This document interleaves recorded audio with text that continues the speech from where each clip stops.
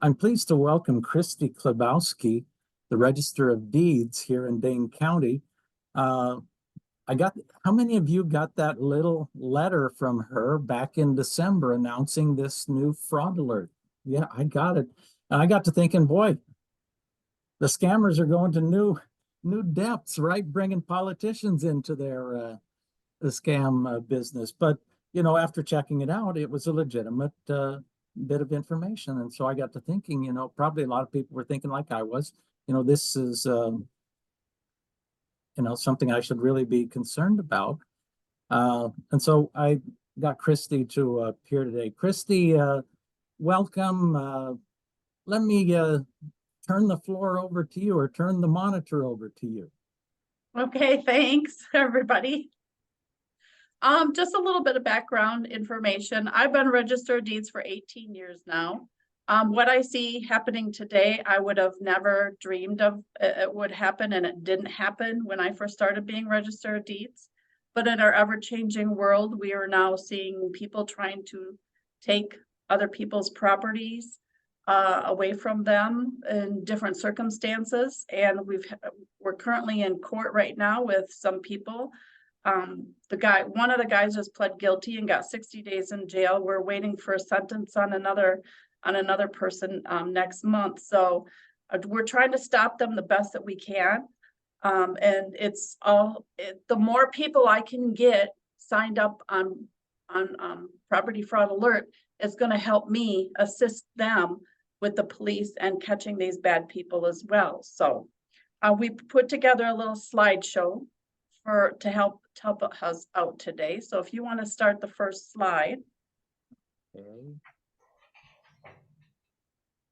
And don't be afraid to ask questions along the way. All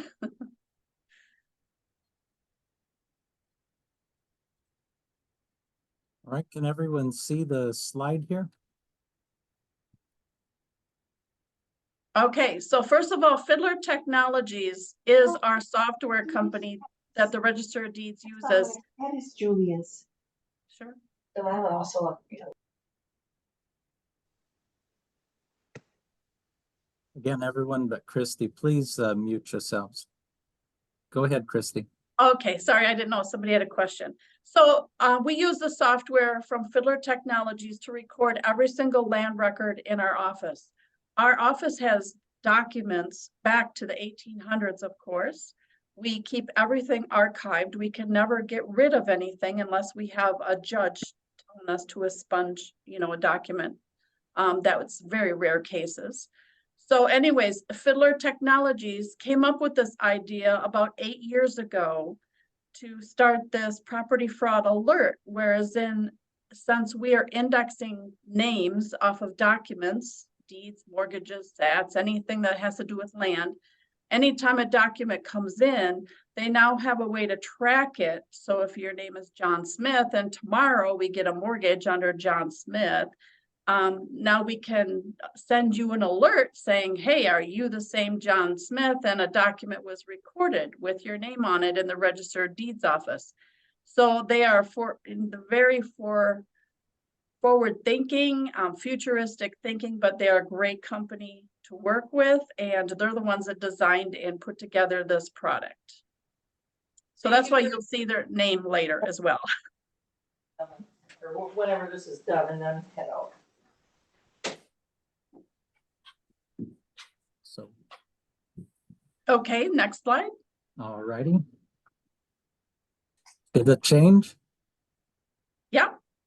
So you can see here in Wisconsin, 43 counties have the ability to do property fraud alert. They're the same 43 that use the same software that we use in our office through Fiddler Technologies. And it alerts you when any document has been recorded with the name on it, but that would be the name that you put in their system. So you can, if you have a common name or an unusual name like myself, Kristi could be spelled very different ways. You can add your name multiple ways in case you think somebody would use a similar but different name, spelling of your name. PFA, Property Fraud Alert, does not prevent illegal activity, but it alerts you and us if something comes into the office immediately, if it's not, if it's a fraud case, which has really helped us and the police. If I can catch fraud the next day instead of 6 months or 8 months or a year from now, like I said, we've got a couple people going to jail because, we could immediately notify the police department the following day or that day when something happened. So it's much easier for us to deal with. Okay, next slide. So the first way, if you don't want to hop on the internet, or some people don't like to deal with the internet, you can call Fiddler Technologies directly to sign up at this 800 number. Their staff will sign you up. I can also say that people have called me. I've helped them sign up, and or my staff. So we can do it for you. But otherwise you can sign yourself up, or any family member in Dane County. Well, we only deal with Dane County on this propertyfraudalert.com website. Okay, next slide. And I noticed, Kristi, that you also have a really nice help page on your website. Register of Deeds Dane County helps website is a really nice set of instructions. So if you don't want to get Kristi out of her office to help you out, look it over there on the website. It's really step by step. Right. So the first screen you're going to see when you go to this property fraud alert is this map. So then you're going to choose Wisconsin, of course. Now, say you own property in another state, you could also check that state out and that county out too, to see if if Fiddler is in that county as well. If you own more than multiple, homes in throughout the United States. So that may be helpful to some people to check it out. We do have several people in Madison that, of course, own in northern Wisconsin. So then they can sign up in wherever their property is elsewhere too, if it's available. Mm-hmm. So Kristi, Kathy has a question here real quick. I just noticed her hand pop up. Go ahead, Kathy. Okay. Thanks. Kristi, you said you can register with multiple names. Yeah. Because I'm thinking, my husband and I own property in Dane County, and I registered for this, but I didn't include like middle names, middle initials. Would it not alert on that? Should I register those individually? That's part one. And part two is, can they all go to notification of the same cell phone number? Yeah, well, actually, you can enter the same name spelled different ways. I believe 5 times with the same phone number. Okay. Okay. So you could enter your name 5 different ways. Or say you have an elderly mom and dad and they're 80, 90 still in their home and you don't want to freak them out. You can enter their name, but put your phone number in if you want to monitor, a family member's property for them. Got it. That okay. is also allowed. Thank you so much. No problem. Okay, so then you would choose Wisconsin. So if we go on to the next slide.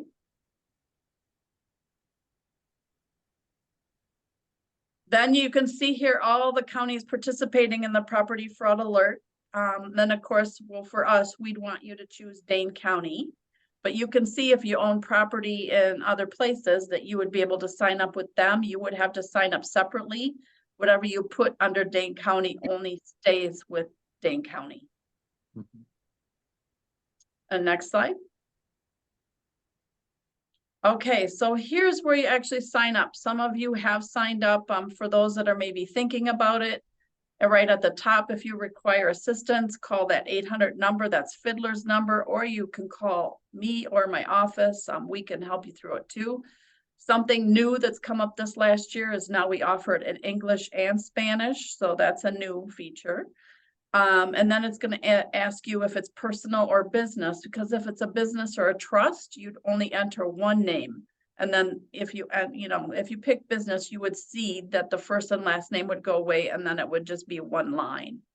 But here you'd want to put a first and last name in. They make you put it in twice. You get a choice of whether you want it to be notified by email, text message, or phone call. And then they're gonna ask you what that is. That's the only thing we ask.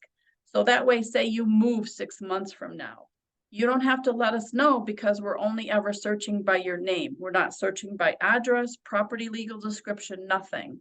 If you own multiple homes, the same thing. If you own an apartment building or a home, whatever in Dane County, then we're still monitoring your name, not just one specific property. And then, of course, you would save it when you're done. So that's how easy it is. That's all we're asking for. That's all we'll ever ask for. And then you can go to the next slide unless anybody has questions. I do have a question. Okay. Paula? What if yeah, it's a someone on the trust? phone. Go ahead. What if it's a trust? Okay, so if it's a trust, on that, you would put in that business line because it's business/trust, okay? So then it's just gonna give you one line. So again, you might want to enter your trust several different ways.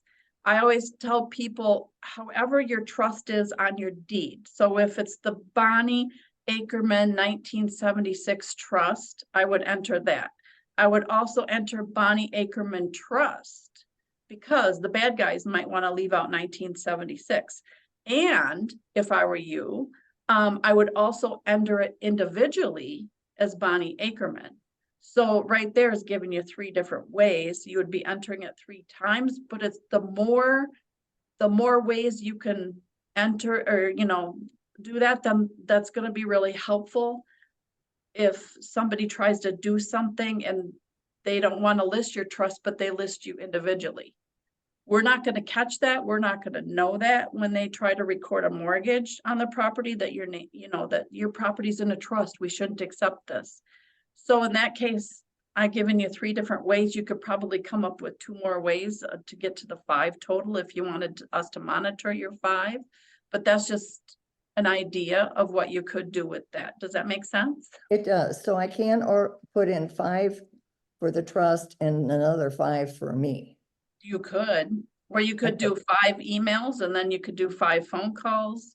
You could do it multiple ways, but yes, you enter it a few more times than you think, just to protect yourself and leave out some of the specifics that you think a bad person might not enter. Okay, thank you. I have a question. I've already done this, but since then I put my property into a trust. Yep. So can I go back in and do some more changing? Oh, yeah, you can just keep adding. I would leave what was in there in the past if it was your individual name. And now I would go in and add your trust. Yes. And I would add your trust a couple different ways, like I just explained. Okay. I don't know the name of your trust, but yes, definitely do that. How do you find, if you get this screen, but what if you've already done it? It doesn't matter. It's still gonna let you just, because you can enter your name 5 ways, you could enter your husband's name Gotcha. 5 ways, you could enter your daughter's name 5 ways. It's just, the screen's just gonna keep coming up and saving everything. So you could just keep going all day long. Okay. I have a question. Sure. I have not registered because I didn't know about you until I received Mike's notice. Sure. If I registered today and someone had filed for a mortgage against my property last week, would I be notified of that? No, it's only the time that the day you sign up. So if you sign up in the next hour, it will start monitoring it the minute you sign up and going forward. It doesn't go back. But at any time, then you could give myself a call or my staff a call. And we could look up your name and just let you know that your property looks fine. We would let you know that maybe there was a mortgage recorded 3 years ago, which you agreed on, knew about. And there's been nothing since then. So we can always go on with a phone call to our office. We can always go back and check your records. Thank you. No I have a problem. question. Sure. So if they call you on your cell phone, will it be identified as either PFA or the Fiddler Technologies, or will it appear as unknown caller, or what? What? Well, it depends on your phone, really. Like if you put that 800 number in as a contact, then it would come up as either however you put it in, Fiddler Technologies or Property Fraud Alert, so that it would know that it's coming from that number. Does that make sense? So you would add them as a contact if you wanted Okay. to. Okay, could do thank you. I know that there's someone in Dane County, actually in Madison, with my exact same name. Sure. So how does that work?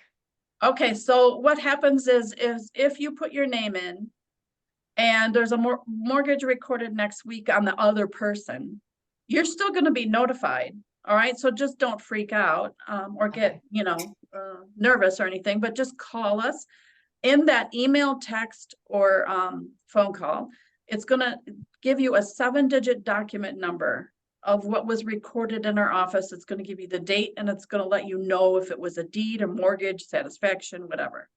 If you call our office then, the next business day or when we're open, we will let you know the address of the property, because this has happened before, because there's common names, Johnson, Smith, whatever, Anderson. We'll let you know the address of the property, and then you can either say, oh, that's that other person, and then, you just got notified. Then you can just forget about the notification. Okay, is there a way that I'll know if it's the other person or not, though? We would let you know in a phone call if you wanted to call us. But otherwise, no, you wouldn't know that, because it doesn't go into specifics.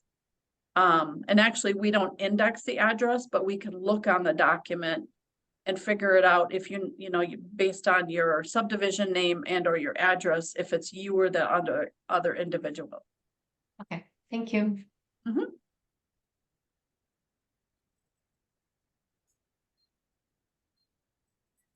Okay, so here's just as a few examples that we were talking about before, where less is more when signing up. I always say leave your middle name off. But here's Charles Redford. You could monitor it as CH Redford. This will watch for Charles, Charlie, Chuck, any formal of the CH.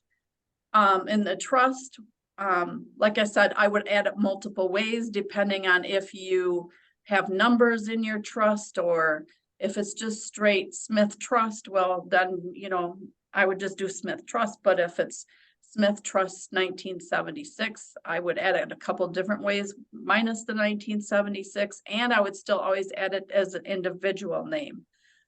That's what I would recommend for trust, because then it's covering your name all the different ways. And right here in the third one, you're welcome to sign up multiple ways, variations of your name.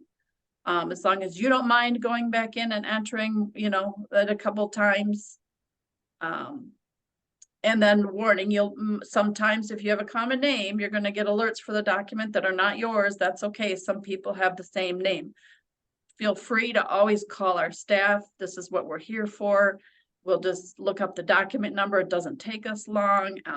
It a lot puts you at ease. If for some reason, and this has happened, it's your property and you say, oh my gosh, I did not sign this mortgage, yesterday. That triggers me to start an investigation. I get more information from you, and then I immediately notify a detective or authorities, and we get the fraud stuff started. I'm not trying to scare you, but I'm just letting you know as an example, we have 2 active court cases over in the courts right now. There's been more than that here, but it does happen. I'm not gonna lie on that one. So I know how to get the police to go in on it. So I'm always the first contact to help you out in that area. I'm not just gonna say, oh, it's your problem now, you figure it out. I would never do that. We do our stuff here and then get the authorities involved. Okay, so then the last page is, you see you'll get a printable confirmation page if you want, of how you signed up.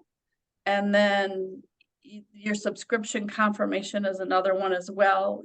That way you could add them as whether it's an email or a phone call, as a trusted person that you'd want, so it doesn't go in your junk box, so to speak. That would be helpful to you, so you wouldn't have to look in your junk mail.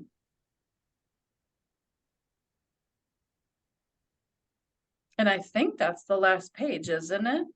No, there's a couple more. Again, just that now that we do it English and Spanish, so that's all the 3 different ways.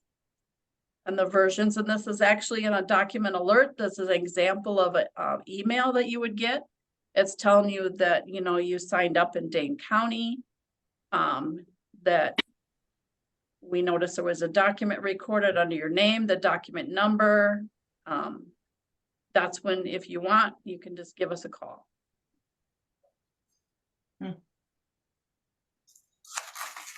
And that's what I have. So if anybody would like to ask questions.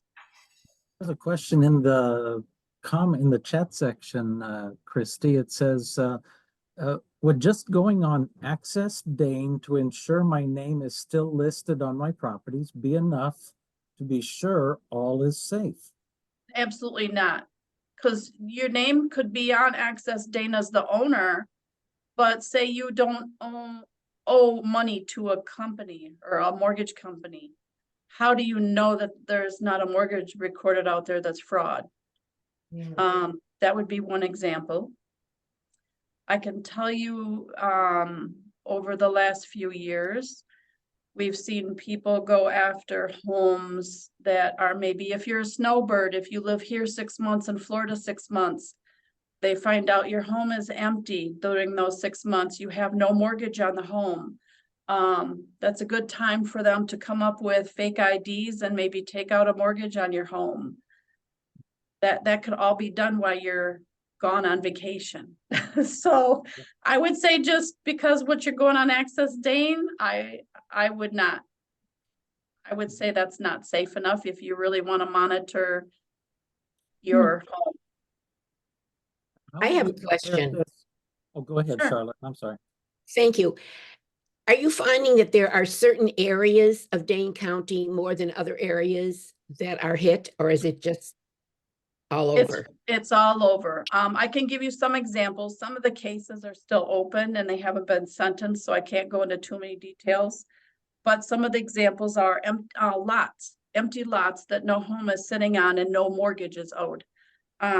People have showed up with fake driver's license with the realtor, trying to sell the lot so they can hurry up and get the money and then leave. Okay, does that make sense? Because lots are easy to sell.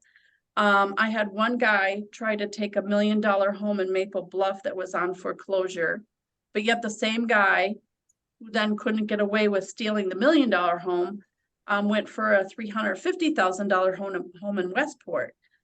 We also had an instance in the village of DeForest, who that case is active and still in the courts, where that was like a home that was sold, and now these buyers are in there, the new owners supposedly, but they don't own the home because not the right person signatures on the deed. So now you've got a $350,000 home that these poor people are living in and they don't really own it. So it becomes a huge mess in that sort of way. So we've seen it in many areas. It's not just one particular area. It's just kind of all over. I've seen it in Stoughton. So it's just kind of random all over. It just depends. How about condos? Are they being hit as well? I have not had a condo yet, to be honest with you.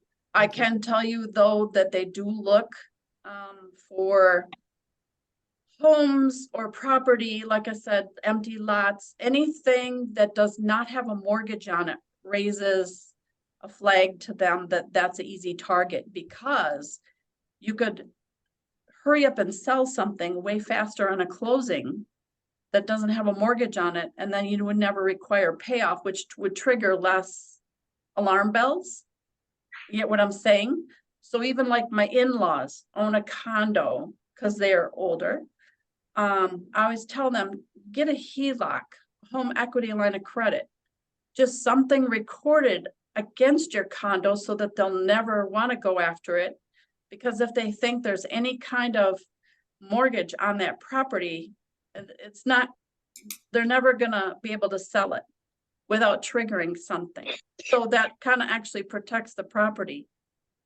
Some people want to do that. Some people don't want to do that. There are some investors out there or tax advisors that are telling that same information to some people that own something free and clear. It's just another layer of protection, if that makes sense. What was that called? Thank you. Well, banks call them HELOCs, home equity line of credits.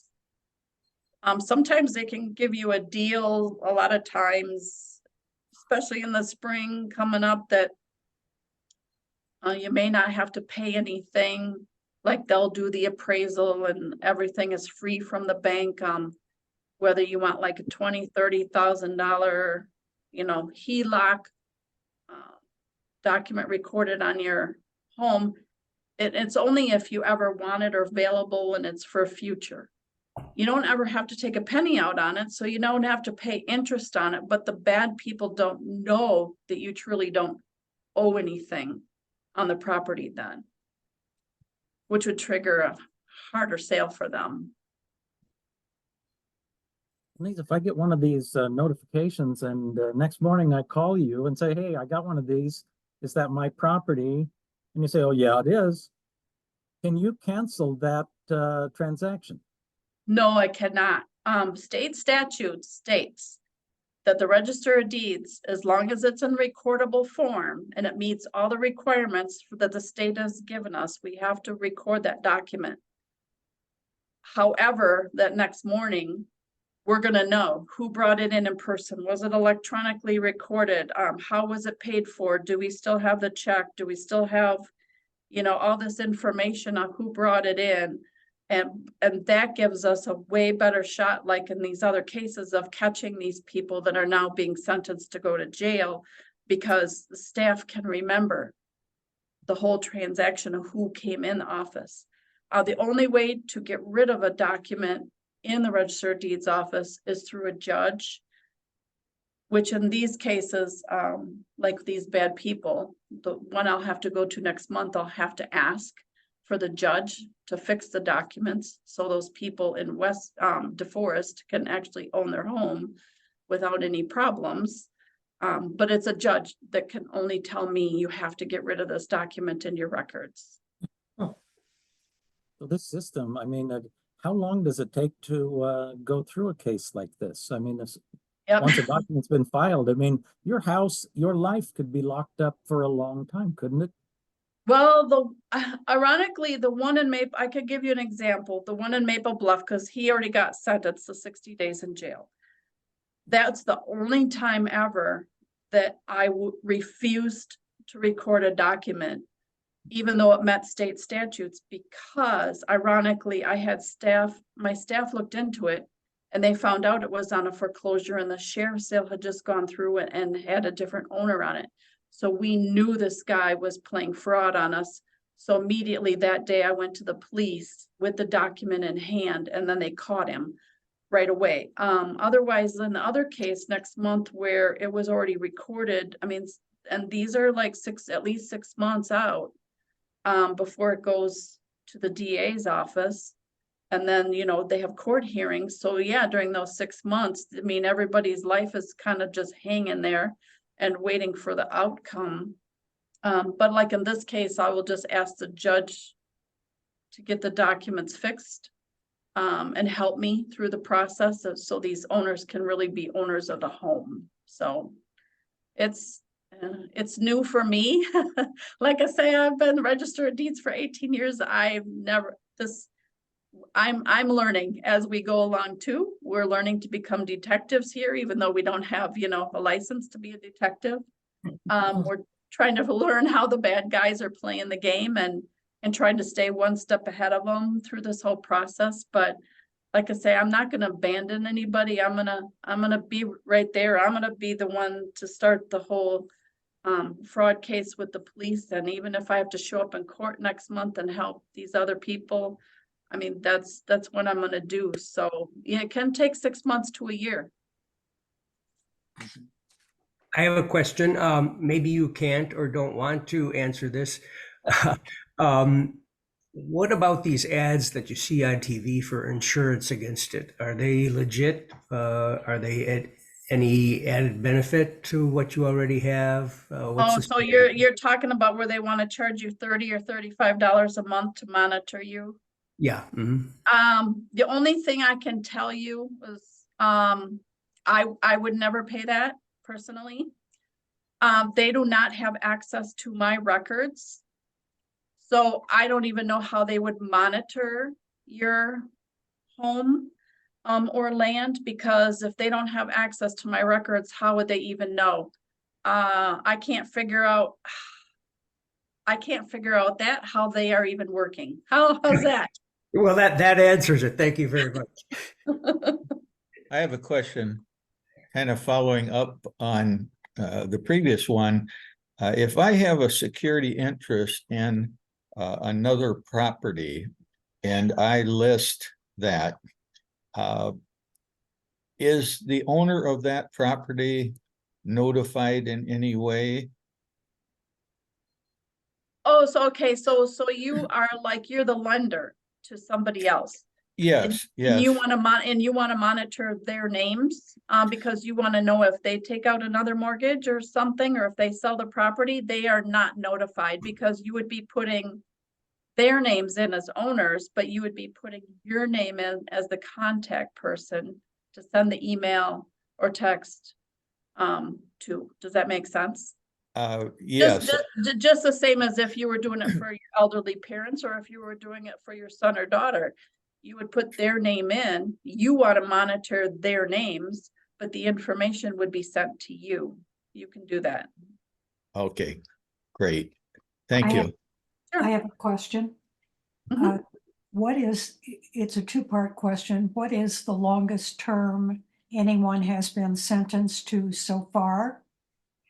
And the second part, I'll let you answer that. I'm sorry, go ahead.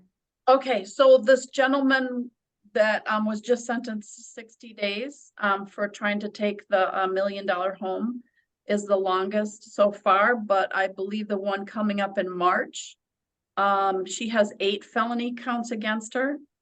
I gotta believe that she's gonna be sentenced for a much longer time. So it just depends on how many documents are recorded, how many fake signatures you gave. Each one has a different felony account, right? So it just depends. Is there any effort to legislate a longer term for this type of felony? Don't think it's been worked on yet, because actually Dane County, I can tell you, out of the 72 counties in Wisconsin, I'm seeing the most problems so far. In any other counties, even Milwaukee has not had as many cases as us, which is hard to believe because they're much bigger. So this is maybe something we look at in the future. I was very disappointed about the 60 days. Especially when you're talking about a value of $1 million home and a $350,000 home. But I'm not the DA. I'm not the one negotiating the terms of the jail sentence if they plead guilty. So I'm not involved in that. How do you be tough on crime, right? We all need to be tough on a lot of crimes nowadays are getting a lot less sentences than people think that they should. So that's something that maybe in the future that, I'd like to talk to the Capitol about, but I kind of like to see how it goes here over the next couple cases. Thank you. Sure. There's a question in the chat section, Kristi. It says, if no one has access to Dane County records, how is this getting done? Or is that too complicated to explain? Mary Jo, if you want to add a little more, feel free to unmute yourself and get in the conversation here. But who has access to, these property records are public information, right? Yes. And I can tell you there are a couple local title companies who have access. They pay a monthly fee to get access to our records. We have what we call a RADO, which is an online subscription for attorneys, banks, title companies. They all pay us a fee to get access to our records. This company that she's talking about that goes on the TV and says, oh my gosh, your property is gonna be taken away from you tomorrow, but you pay us $35 a month and, you know, we'll protect you or we'll monitor you. I'm saying none of those companies have access to my records. They do not pay us to have access to our records, so I don't know how they're getting their information.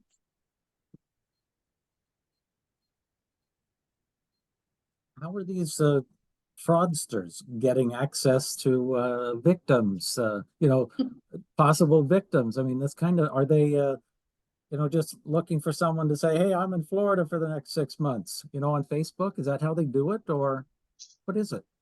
Well, I've gone to national conferences and they're very savvy. Like, well, empty land, it's easy to drive around and see empty piece of land, right? And then you can look it up on Access Dane. And then from Access Dane, you can get a legal description. And then from there, you could even come into my office if you wanted to. We have public computers. They can figure out who has a mortgage on a property and who doesn't. Like this one that was under foreclosure, I'm sure the house was vacant. Now, did this individual drive by looking? Well, he could actually search the sheriff's office, the clerk of courts, for foreclosures. That gives you another clue. I did have one lady call me that had just moved out of her home in Shorewood. Now she lives in Connecticut or Vermont or somewhere. And somebody was trying to take her properties, but there again, you know, she put hers up on Craigslist or something to either rent or sell. So that gave them a clue to, you know, go after that one. So there's just varying circumstances of all their savviness and how they come up with their information. But yeah, there's multiple ways that you could figure stuff out. Or think about your tax bill. Does your tax bill list your address here, or does it list send my tax bill to Florida? You know, because you're going to be in Florida in December, right? So you want your tax bill mailed to you in Florida and not your home here. So there's just all this little stuff that you don't think about, but that's what they can look for and just trigger information for themselves. There's another question from Janet. It says, are the multiple letters and postcards wanting to buy my house related to fraud at all? Yeah, that I can't answer that. I have no idea. I mean, even myself, I get those all the time. I just rip them up and throw them in the mail. It could be, or they could be legit, or people like anything else, just trying to gain access. Oh, you know, we want you to list with us. We really don't have a buyer, but we're going to say we have a buyer so that you sign documents, you know, with us to list your home. So who knows? I try and stay away from those just because I don't know what anybody's intentions are. If I want to sell my house, I will contact a realtor. Mm-hmm. Mm-hmm. I mean, it's not just selling. I mean, if you're going to lease a place, we hear about that every once in a while, you know, where people are leasing properties that are not for lease, right? They're down a month or 2 months and finding out they got nothing. How could you help them with that situation? When people call us on the phone and say, hey, you know, I was on Craigslist or whatever, and I want to rent this house. They give us the address to the property and they say, is this house, is it legit? Well, I don't know if it's legit. There's no way for me to know. The only way I would know is if you said to me, John Smith has this property on, you know, this address, and he's listed on Craigslist for $1,500 a month. You know, is he the owner? I can look in my records then and say, yes, he's the owner, or no, he's not the owner. And then I can just caution you to be very careful if the names don't match. That's all I can do. I can't get involved in any of those instances because that's totally out of my realm. Mm-hmm. I mean, if you're tied up in court for a year, you know, trying to get your property back, I mean, could be significant legal costs, right? I mean, how do you make yourself whole? Are many of these criminals people you could sue for damages? Or these are fly-by-night characters, you'll never see them once that 2 months is up? Yeah, what you just said, if they can't catch them, and there was a case, I can talk about this one a little bit. So it's that same woman in Shorewood that moved out of state. Well, come to find out, the deed was prepared in Michigan, but it was signed and notarized in Chicago. And then all the signatures and the notary was fake. But then the deed was mailed to us. Well, we caught it. We did not record it. We contacted the lady in Shorewood Hills, which is now in Connecticut or whatever. And so we stopped that whole thing, but you just don't know, because like I said, the documents could be, those were from out of state. There's no way for us to check the legality of it. It's just something caught our eye again, and we kind of questioned it. And there was a mistake made on one little part, you know. Sometimes the bad peoples do make a mistake. Hopefully those are the ones that just catch our eye. But it's really hard to figure. Like I said, we're learning as this goes. There was one guy, I can say that he was sitting in jail, and he mailed us a document to put a $2 million loan on 12 people in Stoughton. Got a hold of the authorities, and he got in trouble since he was already in jail. But there again, I mean, they're in jail. Why? I have, you know, why do they keep continuing this pattern of behavior? I don't know. I have a question. If you signed up, then you get an email confirming what you signed up as, is that correct? Well, depending on how you sign up. So if you sign up to do it phone, then Okay. you'll get a notification on your phone. You should get some kind of notification on your Okay. phone. If you sign up as a text, or email, however you signed up, you should get some sort of notification. And is it from Fiddler? Yes, So it would have their name. So if I Yes. looked at my emails, I could check if I've gotten something from that. yes. And then once you sign up, you want to put that information in your contact list. Right. So it doesn't go to junk. Right. Okay. Or say it's a safe submitter if it's an email, or put them into contact as a phone number if you're gonna choose the text. It might be worth doing both a text and an email, You could, yes. but that would be Because- separate.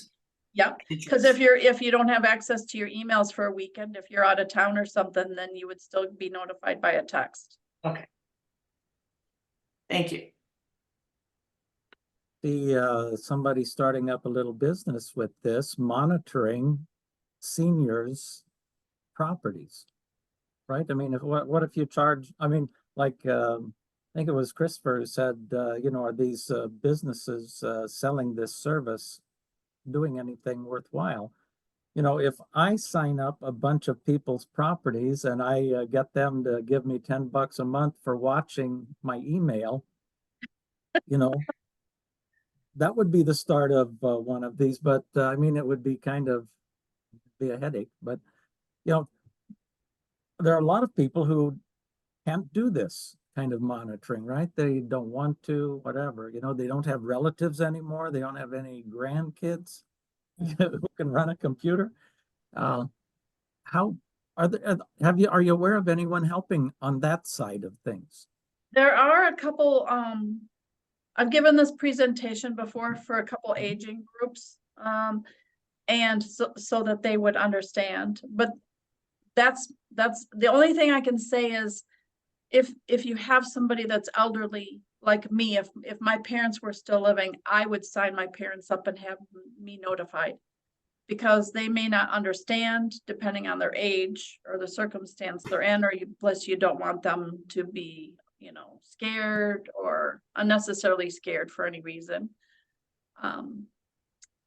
Yeah, it's all I can say is this is free. A lot of people, even though we've sent out, can't tell you how many flyers. People, yeah, I can't, you know, the number of people that have called me or emailed me, is this a scam? Is this a scam? No, it's not a scam. And truly it's free, and we're never going to charge you. So even if you sign up today, 2 years from now, you're not going to start seeing a bill. This will always be free. So why not do it? Because it'll give you a peace of mind. Just to know, but yeah, I mean, if somebody wants to monitor a bunch of people's names, go for it. Is what I would say, but I can't do that. You raise a point that I had a question about earlier, that if you wanted to list for a parent or someone else, or they wanted to list but have two emails to be notified. I did sign up for this upon getting one of the flyers. I don't recall if you have the option of listing more than one email. Do you know that?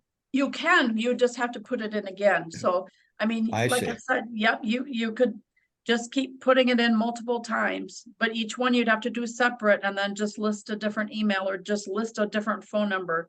So I could do it Sure. 10 times. If I wanted them to go to my husband or myself or my daughter or whatever, you could just keep putting the same name in and listing different phone numbers or whatever. Yep. It'll Yeah. let you do that. Or you possibly could list it as both an email and a text notification, Yes. using one for one and one for the Yep. other. Okay, thank you. Thank you. That makes sense. Sure. I have another question about the trust. So my trust is my name and then it says trust and it has a date.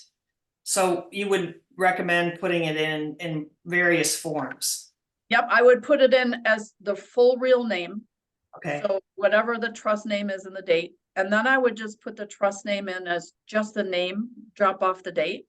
okay, And then I would add your name individually okay, or whatever that trust, I would still add your individual name no matter what. okay, But that's just a suggestion for you. okay, Because you never know, how people How it are might look. listed. okay. So there's at least 3 ways. If you wanted to do a couple more ways that's fine too. A couple months ago, we had a really nice presentation from from an elder law attorney and a daily money manager. They were talking a lot about the power of attorney. Now, are these powers of attorney? Would these people be aware of this monitoring system? How do you? I guess you send out all of these postcards or letters, like we got those, and so many people thought it was a scam because it was. I got that envelope and it looked like it was really cheap paper. And so I thought, oh, geez, is this coming from China or something? It's just, they just sending out billions of them. So that's why I thought it was a scam. But then, after you look into it, so are these power of attorney people, are they aware of this? Are you giving trainings to like adult protective services? A lot of times they'll help the senior get set up and properly protected. Well, powers of attorneys most likely are not recorded in the Register of Deeds office. I would say over 90% of them are not, because sometimes it's just powers of attorneys for financials would never be recorded in the Register of Deeds office. We wouldn't want that because you don't want anything recorded here that contains personal information, banking information, account numbers, social security numbers, all that stuff. We would refuse to record it because once a document is recorded in the Register of Deeds office, it's out there for the whole world to see. And that would just be another way for people to gain information to do bad things against you. So I have not personally done anything with any groups for power of attorneys. I suppose if you had a power of attorney over your parents or your daughters or your son's real estate, you may want to do this, but that again is just adding their name in and then you as a contact. But I have not done any work on that, no. We've got a few more minutes. Any other questions, folks? It became apparent to me in this that people that are in assisted living and nursing homes, particularly if they don't have any living relatives, are extremely at risk and susceptible to this. Is there extra effort being made to make this information available to either the nursing homes or to the residents of these places? Well, any outreach that anybody can think of, I am more willing to do any of these presentations for. It's hard for me to outreach to everybody because I don't know everybody's ability or, you know, of what they want to do. So I would say if you know of a specific assisted living center that would benefit from this, please email me and I could reach out to them and get something started. But like I said, this last year is like our first for having this many cases. So I'm just trying to do everything that I can. But I would, you know, like I say, if you have information of a particular one you know of that would benefit from this, please give me that info. Thank you. Yeah, I know when we sent out this announcement, you know, it went pretty much all over the state, you know, to APS offices and a lot of social work, the ADRC offices. And I was a little surprised we didn't get more information, more inquiries about it. Most of the people interested are private citizens. And so I don't know if they're not aware of this, but you know, maybe they're working with people who don't have property any longer. They've sold it to pay for their care. Don't know, Yeah, but that's right, Chris. I think I have a lot of people question. do that, yeah. Go ahead, Greg.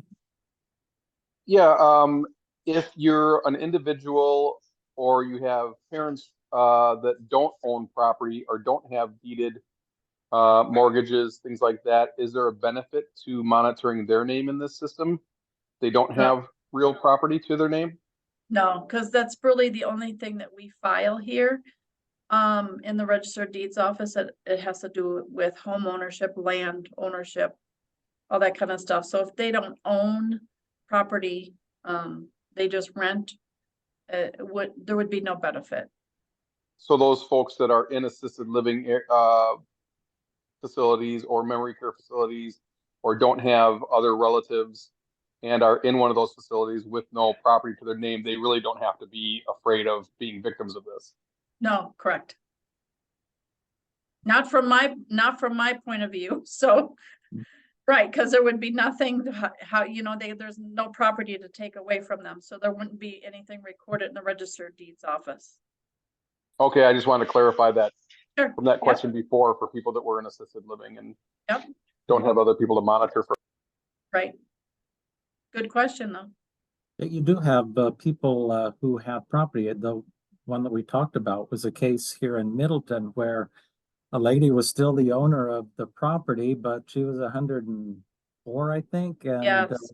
she had a power. You read that story, right, Kristi? And so Yes. that was The property got sold from underneath her. That's sad. It was very sad. And we had to take the document when it showed up. But yeah, we can't stop it. That's the legal issue. Yeah, if you're interested, anyone's interested, that particular program is on our YouTube site, Triads of Dane County, YouTube.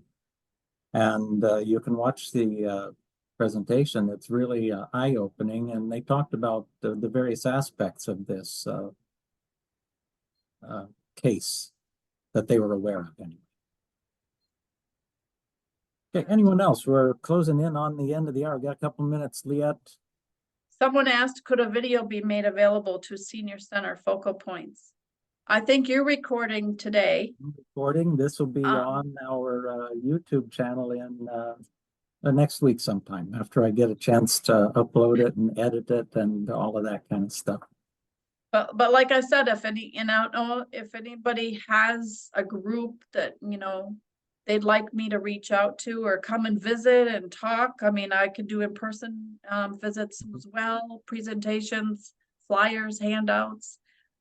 Just email me. That's all you got to do, and I'll set something up. Wonderful. Well, thank you so much, Kristi. Really appreciate you taking this hour and helping us understand the new system and this problem of property fraud. And thank you, everybody, for attending. Really appreciate it.